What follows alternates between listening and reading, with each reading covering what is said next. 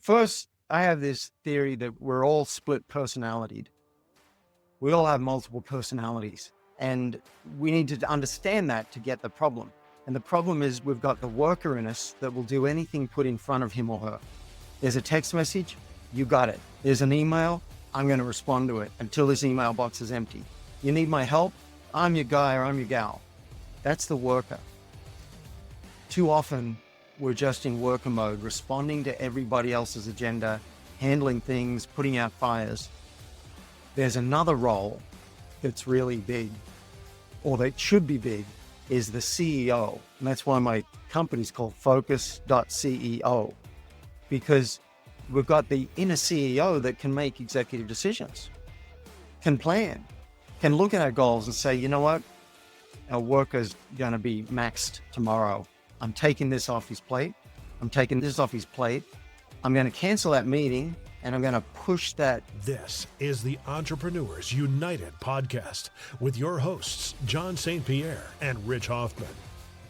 Hey, entrepreneurs, if you want to get paid for who you are, you're going to want to listen to this one. We have David Ian Wood with us today, the author of that book, Get Paid for Who You Are. And we came to find out when we were chatting before we hit record that his name would be Davo on a familiar basis on Australia. So welcome to the podcast, Davo. Hey, thanks, guys. I appreciate it. Yeah, so happy to have you here. Talk to us about the things that you're up to these days and the types of things you work with your clients on. What I'm up to and what I work with my clients on. All right. I'm up to pickleball. Yeah. I got hooked last year and I like to obsess on things. So I dove into it and then I launched a coaching business on the side and been working with people. Got a couple of medals. So that's been really fun. Building community in Asheville, North Carolina around authentic relating and a really good community of friends. So that's putting roots down. I've been coaching. I have 48 clients on my roster, which is a lot. I think I'm going to have to just trim down to the ones that need me most, but it's exciting and it's fun. And the thing that's got so much of my attention lately is I kept thinking, I wish some kind of AI mentor could listen in on my coaching sessions and whisper in my ear if I make a mistake, or if I miss an opportunity, or if I miss a chance to relate this to goal number 7 that they told me 6 weeks ago. And I've created something that can do that, and I'm launching it tonight. And it's just, I've been using it with my sessions and it's incredible. It's humbling me after 25 years of coaching, what it's calling me out on. And then I realized, wait a minute, if this will work for me, why can't it listen into a manager's call with their direct report? Or they've got to fire someone and have a tough conversation, or Rich wants to talk to his mother and it hasn't been going well for a while and he wants to practice the skill of empathy or active listening. It can do that. So that's been something it's so exciting me because I'm a nerd and I'm into bringing people closer together, and this will handle both of us. Tell me more about that. You had said you hoped you had something in your ear. I'm picturing there's a earbud that's in there that can talk to you while you're talking. Like, how does this work? How do you communication from AI in a way that isn't disruptive to your communication? Yeah. So the whisper is a metaphor, and it's actually, the name of it is Whisper.coach with no E. We took the E out, Whisper.coach. And if it was actually in your ear, it would be disruptive because it would talk over and you need to hear, right? So what we do instead is you pick your role, could be coach, leader, salesperson, human. Then you pick the skill. For me, it's often coaching, executive coaching, or it could be sales if I'm doing a prospect call. It could be tough conversations if I'm got to fire someone. And then you pick the contact and that'll have the relationship. It's my employee, my mother, my whatever. And then you initiate the call, calls your phone, calls them, puts you together. So it's seamless for them. It just comes from another phone number and you see the transcript unfold on your laptop. And then every 8 turns, there'll be an AI suggestion. If you're straying off course or if you missed an opportunity, it'll be like, hey, try validating their feelings now. Oh, yeah, good point. Okay. try understanding the situation more before going to solutions. Got it. Okay. And then you make the correction. Wow, David, that sounds like an amazing app. And when there's a lot of tools out there that I've heard of before in the past of listening in on your customer service rep and the customer. And so you can listen back to the recording again or the sales pitch from your salespeople. And where you're going with this too is just the avenues of being able to rate that coaching experience, like the AI rating you on how well you're doing. So it improves your skill sets, right, as you're going along. But the Yeah. applications of this are numerous. You and I have something in common, a lot in common, actually. One of them is coaching entrepreneurs, one of them is pickleball, and one of them is fascination with AI. So I'm Wow. sure there's more, My goodness. but completely Trifecta. fascinated with where we're going with this. And as I'm listening to this myself, I got a few coaching calls today and I went off of my 25, 30 years of experience, but I'm sure I missed some things. I'm sure I missed some opportunities. And to have that little whisper, that little coach in a non-distracting way that's giving you some guidance and feedback and helping you prepare for sessions, that's where we're going. Here's a trivial question for you. Is AI going to get so good that they really don't need us anymore as coaches? An entrepreneur may not need a coach or a leader may not need a coach because the AI, an avatar of Rich can actually handle the call. Rich doesn't have to even be on it. Where do you think we're going here with this game? I think it's in that direction. I did a therapy session with ChatGPT yesterday and it was really helpful. So I didn't have to pay $160 for that. Now for the big stuff, I'm not going to use ChatGPT. I'm going to go to a human. So I think a lot of therapy and coaching is going to be handled by AI, but then the people with the budget, the people with goals that really matter, I think the sweet spot, even now and into the future, is the combination. So I'm not now spending 45 minutes with a new client working out their goals. We'll scratch the surface and then I'll give them a prompt to give to the AI and feed in what we came up with and give a format. They come back to me with 3 life goals, 3 work goals, and 3 skills they want to develop as an executive or a business owner. And they're specific with how they'll be measured. And sometimes I'm just now I did a session and the guy was going to go in to have a meeting with his boss. I said, why don't you do some research first and come up with your own ideas that you can pitch and go and have a talk with the AI. Yeah. Tell it you are something, ask me questions. And here's my development plan for my career path. Make sure it incorporates that so I can tell my boss this is aligned with the development plan. That'd take us quite a while to do, but he can do it in 10, 15 minutes on his own, bring it back to me. Yep. I think that's where the leverage is. So I'm using AI to coach all of my clients. You get a person and an AI together. Yeah. That's way better than a person and it's way better than an AI. Yeah, it's complementary. It's having a sidekick with you in your coaching business, right? That's helping the entrepreneur and the leader. One of the areas that Rich is aware of, but over the past 6 weeks, I've been just fascinated by AI bots that can execute workflow processes within businesses to save tens of thousands, not hundreds of thousands of dollars of manual workflow things that we have existent in small and medium-sized businesses. Have you dived anywhere there out of curiosity? Workflows? No. Yeah. Oh, It's kind of like the next evolution for me of AI, which was those things you're talking about, which is writing letters or thought processes, help you get 80% of the way there on some things a lot faster. And then I started diving into the whole workflow management of all small and medium-sized businesses have hours of manual stuff that they do, whether it be in finance or operations or sales, and how you can start automating these processes by coding AI bots to do it. And then the question, I don't know how to code. We know, but AI does, just ask it. So the idea of just ask AI for help is really the key message here for all of us. Yeah.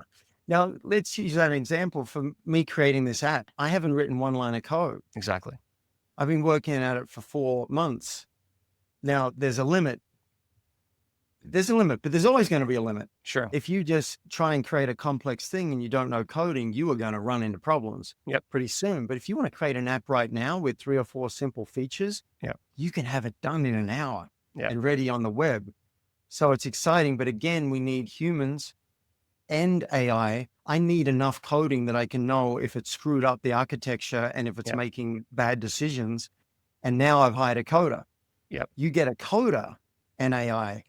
Holy crap, the stuff he can do in an hour because he knows what he's doing and he's got this computer. Again, that's the sweet spot.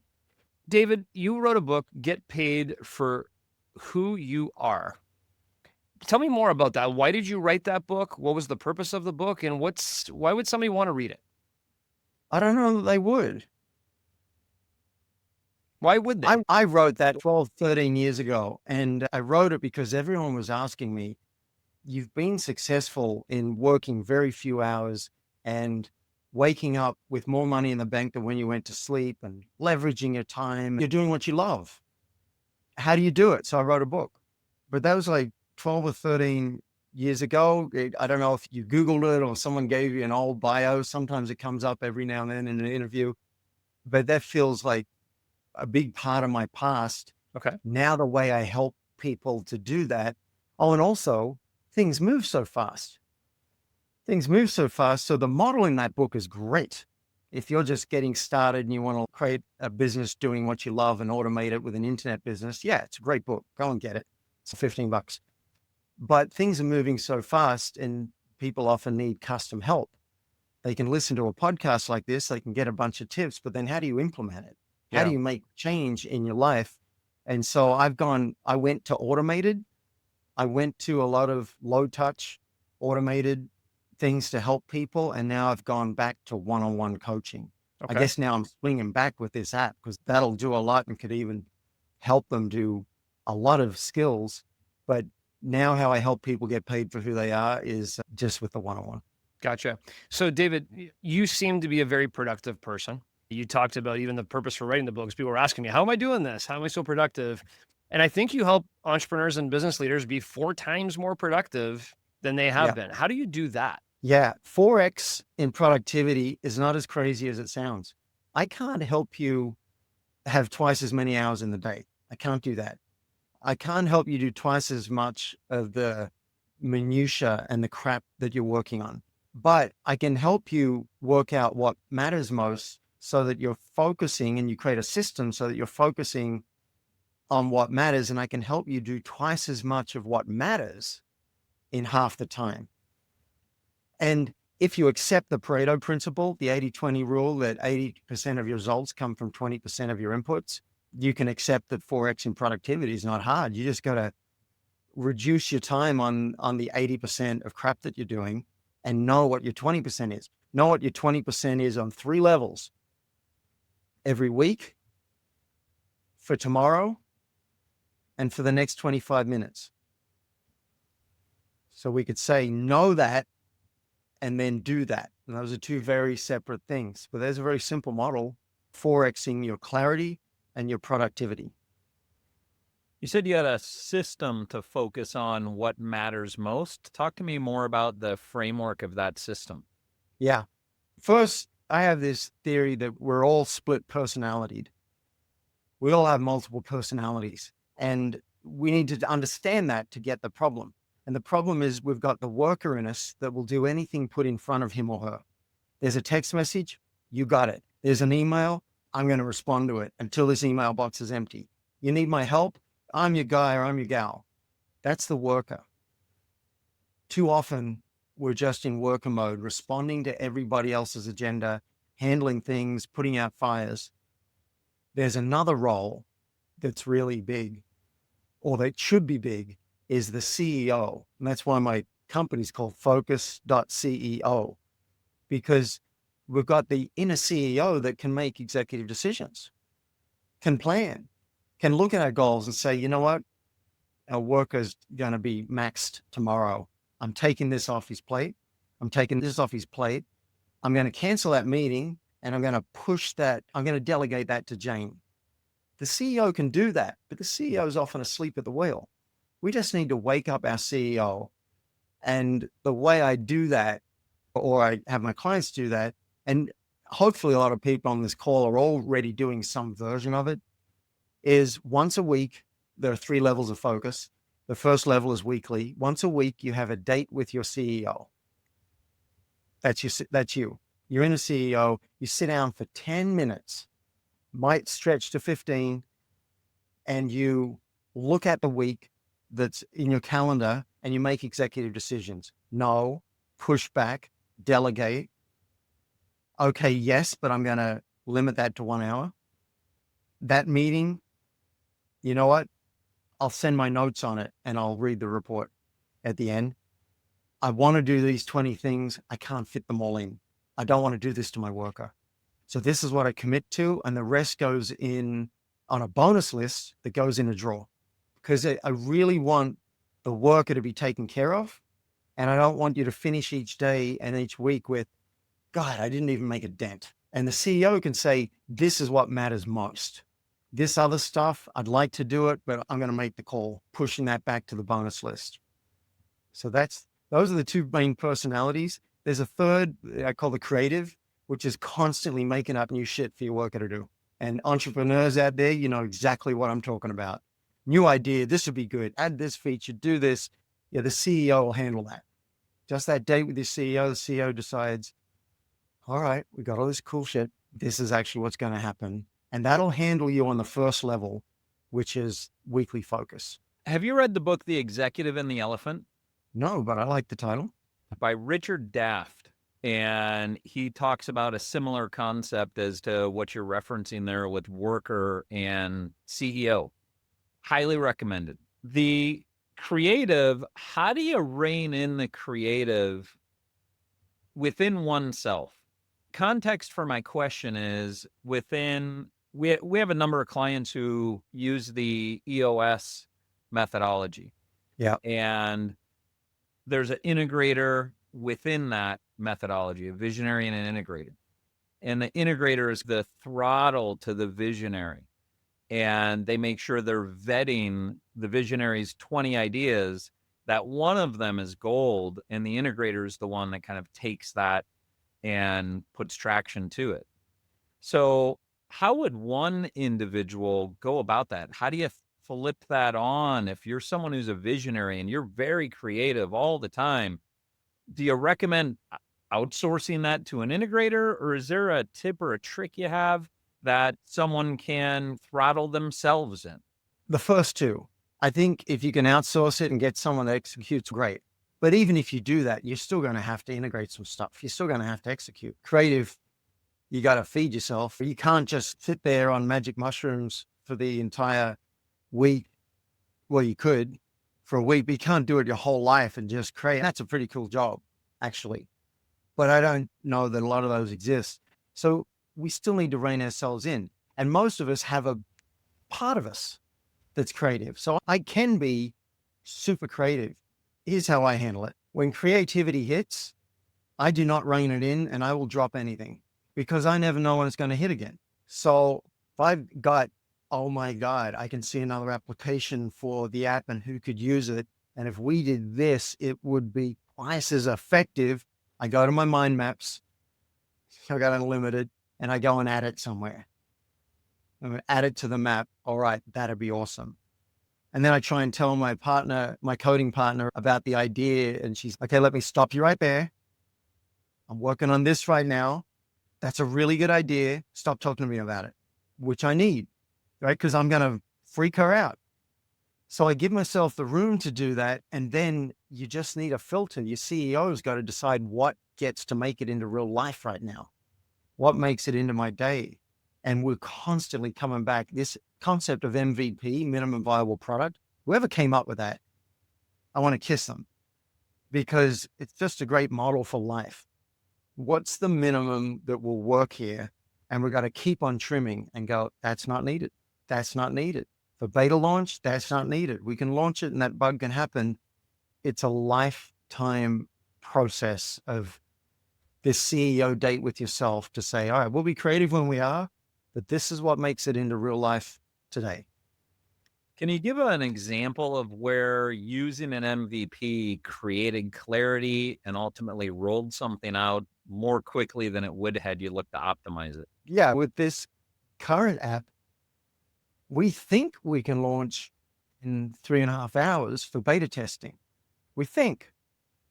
But if we hadn't said what are the minimum requirements and even set a date, we set a date actually of yesterday, we didn't hit it.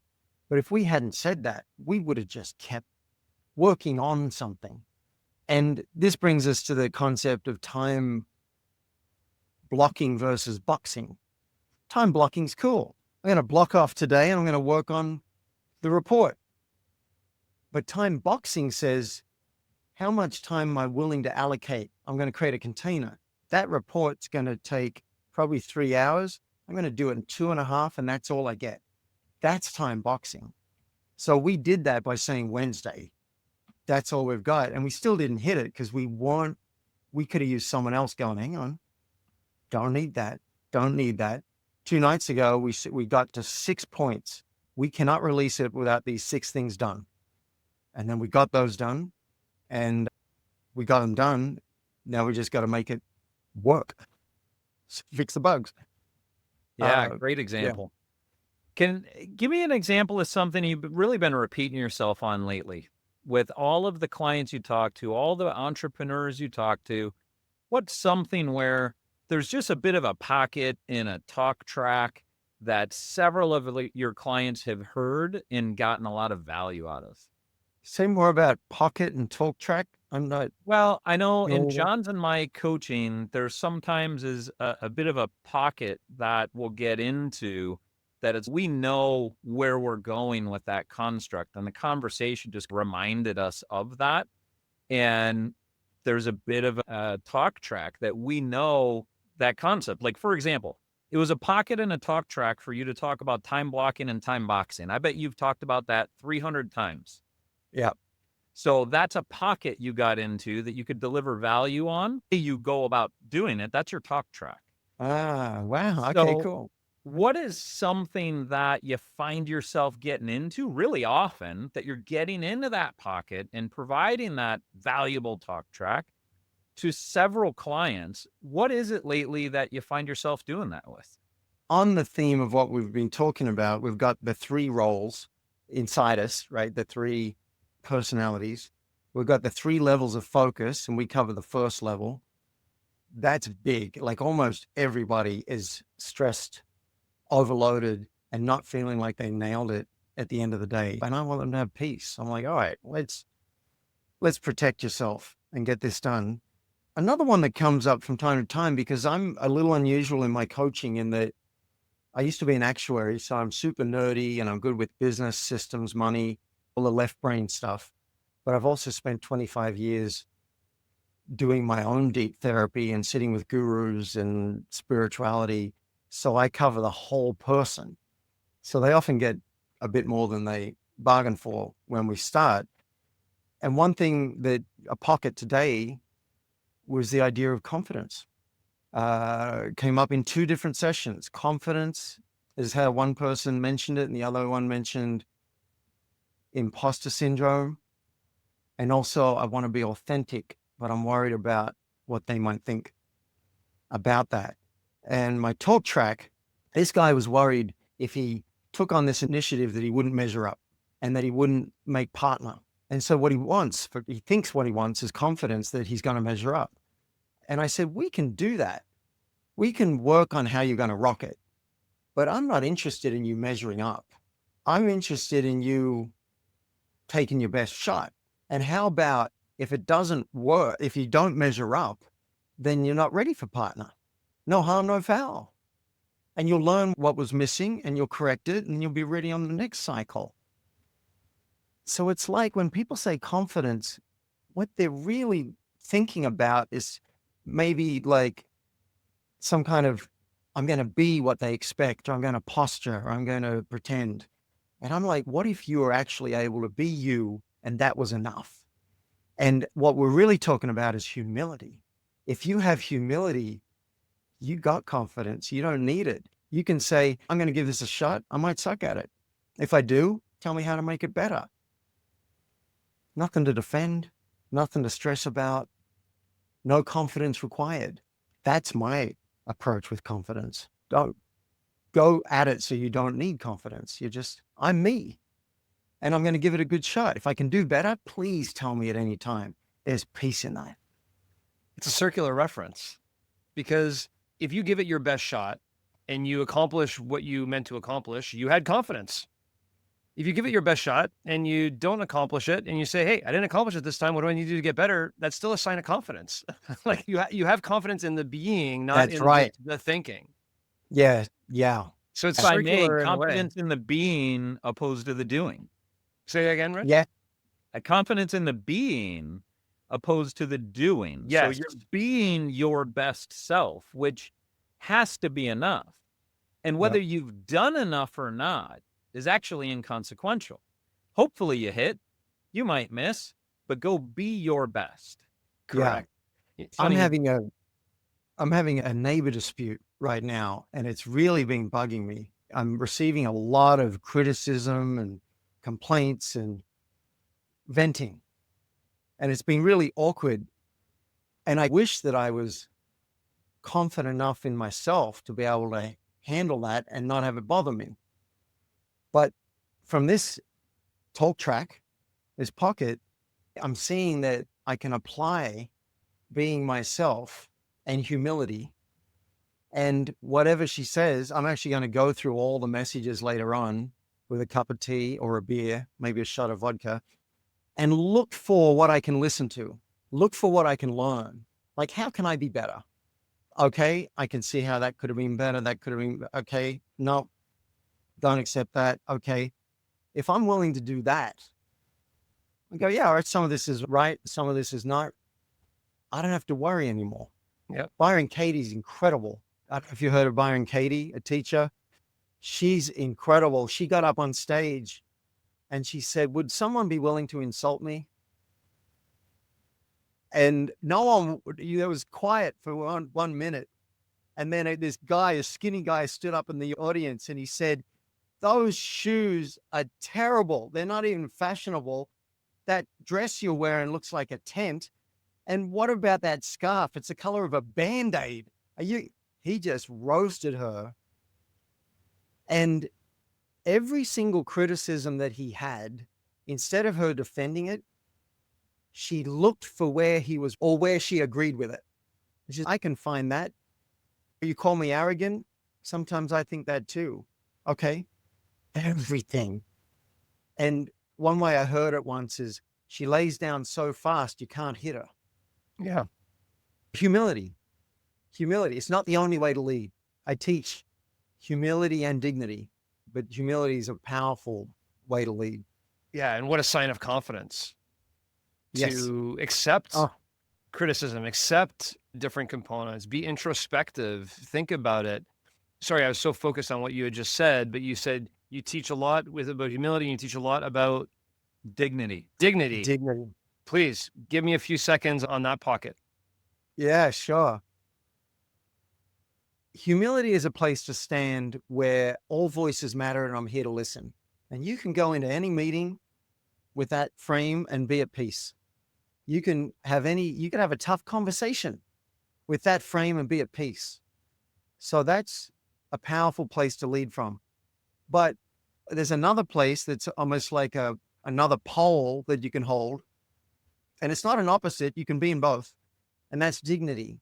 And dignity is a place to stand where my voice matters and I need to be heard. This is not the same as you have to agree with me or you need to do what I say. I have to get my way. No, dignity is for dignity's sake. It's simply for self-expression. My voice matters. I need to speak up here. Martin Luther King, I have a dream, high dignity. I think some people have said that Obama was high in both. He would listen. You could see there was humility. There was also dignity. Gandhi as another figure from history, high dignity, high humility. Now, people can overdo these things. Those are not powerful. Those are the shadows. If you overdo dignity, you need the person to do what you want. You're bullying, intimidating, belittling. You might be able to think of some political figures from not too distant history that might fit that. There's a shadow. You can still lead from there, but it's not as powerful as just pure dignity. And then humility, you can overdo that. The shadow of humility is over apologizing, staying silent when you have something to share. Guilt and shame, those are all in the shadow of humility. You've gone too far. So one model that I use for my clients when they're like, should I say this to my boss? Should I speak up in that meeting? How do I handle this conflict? Where are you? Are you in humility? Are you in dignity? Or have you gone into one of the shadows? And the answer is usually one or two things. I need to listen more, or I need to speak up more. This model changed my life. When I finally understood it, I'm like, how has this been missing from my 20 years of training in communication? And it's not common. You can't find this. If you Google it, you can't find this. It's an underground thing that came up through the authentic relating movement. And I share it. And I'm going to have it'll be a mode in the Whisper app when you want to practice humility or you want to practice dignity. Ultimately, we'll have 100 skills that you can practice. But you got the MVP out, hopefully in a matter of hours here, without 100 skills, because you focus on simplifying things. Earlier, you had said something about your experience with deep therapy. And now I hear you using the words like shadows. Is some of that coming from the Carl Jung philosophy of shadows? I don't know, because I didn't come up with that terminology and I'm not trained in psychology. Yeah, no, I've done a little bit and I've done a little bit of shadow work with my own therapist. Yeah. It was just the model as I learned it was humility, dignity, and then the shadows of that. Is it linked? You'd have to ask a psychologist. It might be. You said you've done some shadow work yourself. Do you bring that into your coaching conversations from time to time with your clients? It doesn't tend to come up. I might talk about different parts of us. Like there's maybe a part of you that wants this. I don't do therapy, and yet some of our sessions are probably very healing and very therapeutic and involve deep emotion. Sometimes there are tears, sometimes they're mine. I've forgotten the question. I liked it. You got a pickleball business now. It seems like the mark of a serial entrepreneur. Hey, I like pickleball. I'm going to go master pickleball. Hey, I want to spend more time with that. How can I make money doing that? Oh, I'll teach other people. All right, let's make a business out of it. I feel seen. Yeah. Plus, I love training. I love pickleball. I love coaching and training. If I learn how to do something, I want to share. I get excited if you do it this way. And this is how the pieces fit. And I don't understand human design, but apparently there's a manifestor or a projector or whatever it is. I'm that thing that just gets excited seeing how it works and wants to share it. Yeah, I dove into pickleball and within 3 months, I was an advanced player. I trained almost every day. And then I'm like, well, yeah, I want to help some other people. And people started mentioning it. When you're going to coach, I'd like to do it. And I thought maybe I could make some money. And I came up with a model that I think's better than anything I've seen in this town. Another coach came to me and said, that is brilliant. That's the way to do it. So you do a one-off session, people go away, they don't implement it. They don't really do much. It's like coaching someone for one session. So I'm like, you're going to do a 6-week boot camp and you have to practice for 2 hours in between or you're out. Actually, you're not out, but I have them do like push-ups and different shadow work. Actually, they have to do, I call it shadow work. You're not out. You're just punished. It's not a punishment. It's a consequence.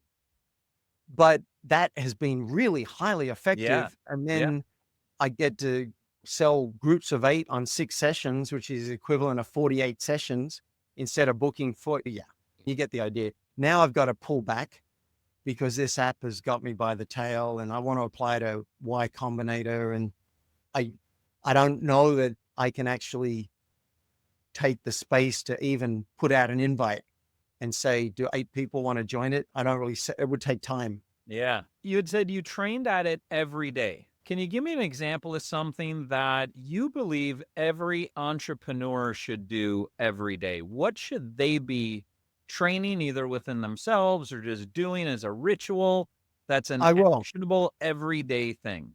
I do. Often people ask me that. I'm like, I don't know. And I don't believe in ritual. I don't do rituals and whatever. But there is something that is becoming almost a religion for me. And that's the Pomodoro technique. And that's the third level of focus. And there are layers. Really, we could do 3 hours going through the benefits of the Pomodoro technique. The simple version is set a 25-minute timer. And then when that timer goes off, set another 5-minute timer, and you must step away from the desk. It's hard to do, particularly if you're obsessive, compulsive, if you push yourself, but you must step away from the desk. And I am trying to do that religiously because it's unkind to our bodies to sit for 3 hours in a session. It's not that great for our brains. Also, doing a 3-hour session, you're probably time blocking instead of time boxing. So by setting 25-minute timer, you get to set a specific target. I'm going to fix this issue in the code. I'm going to write an email to 3 employees. I'm going to very specific, and you play a game now. Can I do it? So it helps your productivity. It helps your balance. And then I've gotten so nerdy because I'm so into efficiency. I don't just go and sit on the couch. I might do some push-ups. I go to the bathroom, I make a cup of tea, but then I've got things to do in my breaks. I'll sweep the house, something I've been putting off for 3 weeks. I'll do that, or I'll make lunch, or I'll do a task standing up at my standing desk. And that's totally different. And that way I get to break everything up, 25 minutes on, 5 minutes off, and I get to feel like a superhero at the end of the day because I got all these little menial things done that involve motion, and I got all these specific things done. So there are levels of Pomodoro, and I'm throwing in that I've created, and I'm throwing in 4 or 5 of them here. But first version is 25 minutes, break for 5, and it's not easy. It's really not. I go like, all right, fine.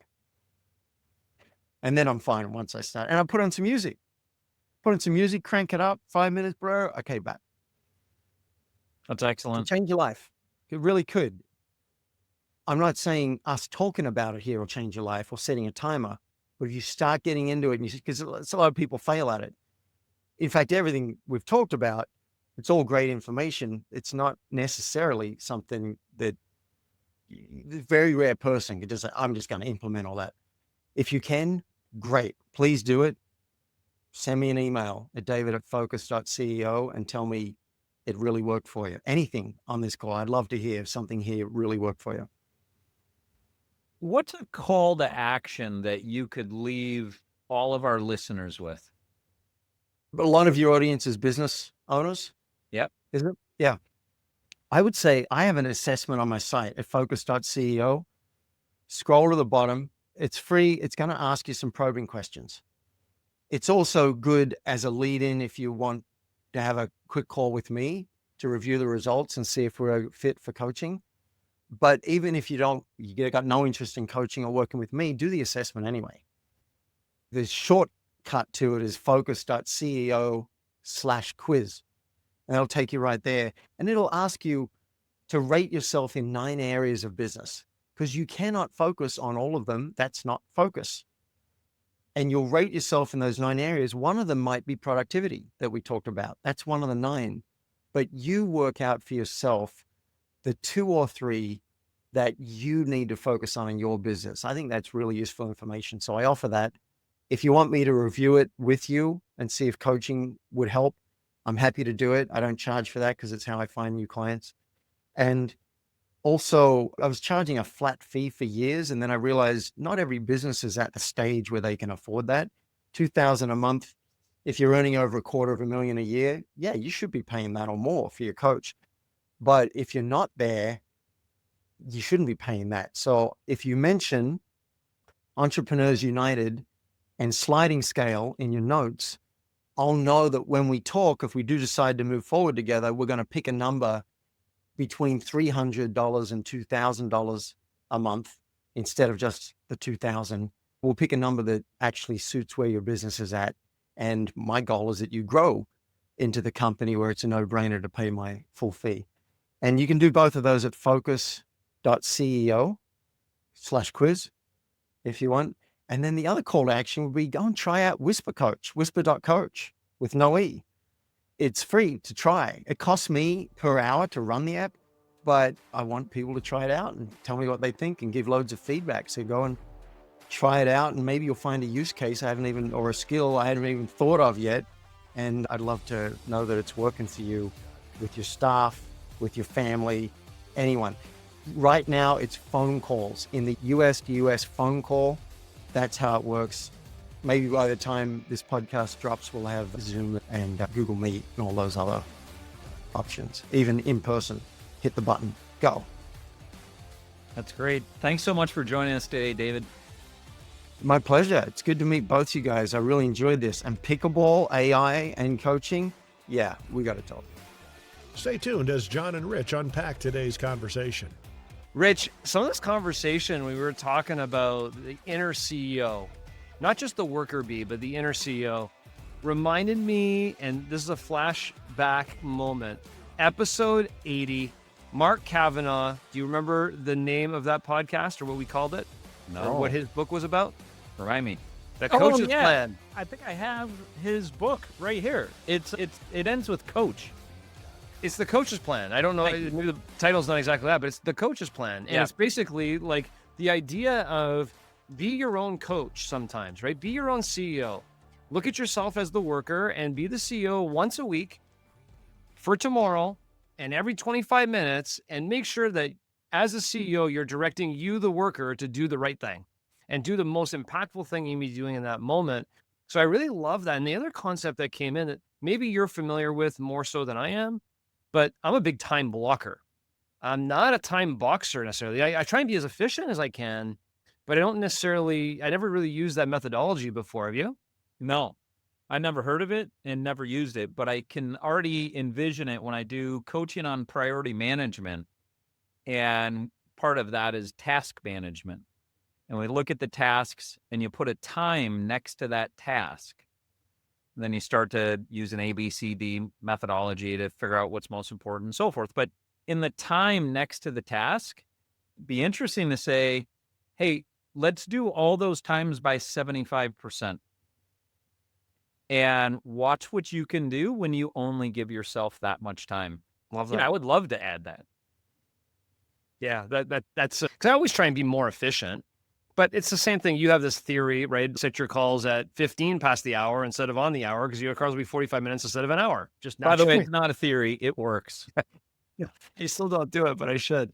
I guess there's a lot of little tricks and tips and things. And this is the big one I grabbed from today was the whole idea of time boxing combined with, I think I do a little bit of the inner CEO because I do my 1 week plan. I look at what I have coming up. Maybe sometimes I don't cancel some things I should be canceling. I need to do a better job there. But the idea of time boxing is one that I think I can grab from today. And then for me, the deepest moment of this conversation was really the defining of humility and dignity. I thought that was fantastic. I don't think we've ever really had those defined before. And they're definitions that I really took. For humility, I have all voices matter, and I am here to listen, no matter what. Right? That was the woman coming on stage saying, all voices here matter. So let me demonstrate that humility. And then the dignity, I had know where your place to stand where my word matters and I want to be heard. So for me, those were two really good defining moments for me on humility and dignity. And then how oftentimes we sit in the shadows of it. And I really love that idea of, and I can visualize myself right now in a few situations with entrepreneurs that I coach where they're in the shadows of humility and dignity, and they just need to push back into the full humility or the full dignity in that moment. And I think it's going to be really help me as a coach going forward. I want to be like Byron Katie. Are you up for insulting me? No, I can't do that. Come on, go ahead. I know we're recording. I have too much dignity. Give me an insult. I want to practice what Byron Katie did. You're giving to me the opportunity to do that. Okay.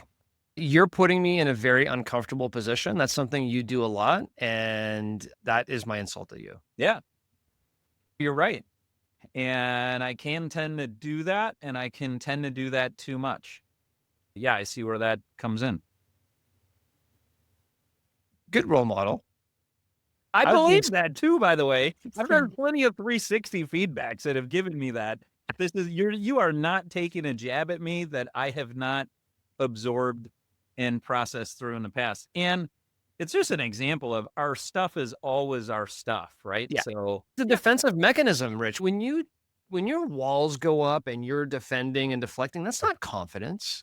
It's not humility. It's not even dignity.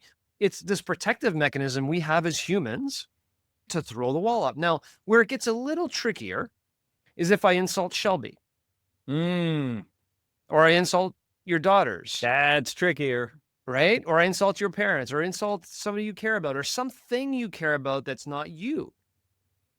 And even though there might be a sense of truth in it, that's harder to compose. I have a lot easier time. Call me any name in the book you want. Sticks and stones may break my bones, but words not going to hurt me. Kind All of right. thing, right? So is that an invitation or should we practice that? Oh, I don't know if I want to because I do feel that's where we struggle as humans. But I yeah. think when humans struggle with words that are said to them, then they don't have the humility to digest it and find some truth in it. They don't have to find truth in all of it. Find some truth in it. Be introspective. Like it's one of the skill sets, Rich.